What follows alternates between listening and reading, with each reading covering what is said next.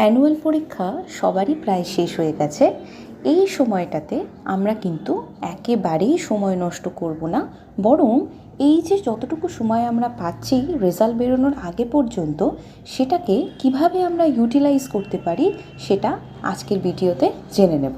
চলো জানা যাক।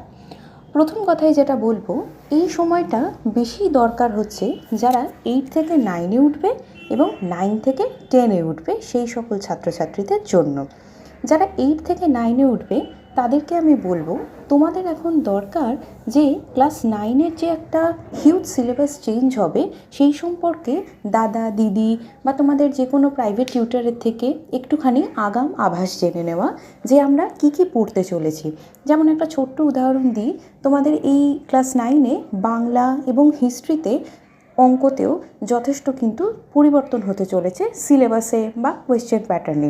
তো সেই সম্পর্কে যদি তোমরা একটু আগে থেকে জেনে রাখো তাহলে কিন্তু খুবই সুবিধে হবে। আসছি 9 থেকে 10-এ যারা উঠবে সেই সকল ছাত্রছাত্রীদের জন্য। এই সময়টাতে কিন্তু একদম মাধ্যমিকের জন্য কোমর বেঁধেই নিতে হবে ধরে নাও।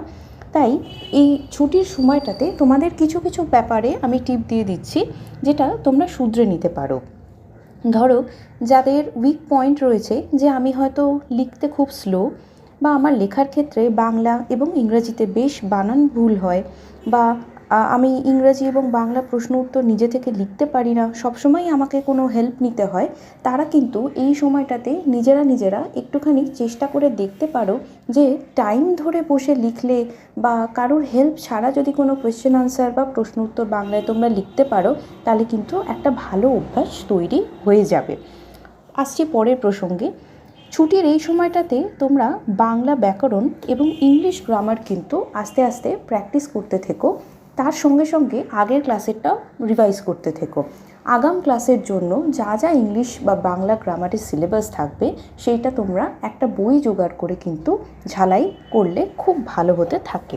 অঙ্কের ক্ষেত্রে আমি বলবো অ্যালজেব্রা এবং জিওমেট্রিতে যা যা আসতে পারে সেগুলো তোমরা একটু দেখতে থেকো, এবং ক্লাস 10-এ তোমাদের ত্রিকোণমিতি একটা নতুন অধ্যায় অ্যাড হতে থাকে অঙ্কতে, সেই সম্পর্কেও তোমাদের কিন্তু অল্প অল্প ধারণা যদি ছুটির মধ্যে তোমরা করে নাও তাহলে কিন্তু আখেরে তোমাদেরই লাভ হবে।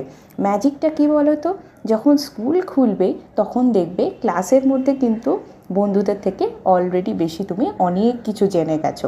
কেমন লাগলো আমার এই টিপগুলো? তাহলে অ্যানুয়াল পরীক্ষা শেষ হয়ে গেলে আনন্দ মজা হইচই তো করবেই, কিন্তু তার সঙ্গে সঙ্গে যদি একটু পড়ার অভ্যেসটাও রাখা যায় তাহলে কিন্তু স্কুল খুললে আর আমাদের কষ্ট হবে না কোনো। ঠিক আছে, তাহলে দেখা হচ্ছে পরের ব্লগে। দেখতে থেকো অধ্যয়ন চ্যানেল। Thank you.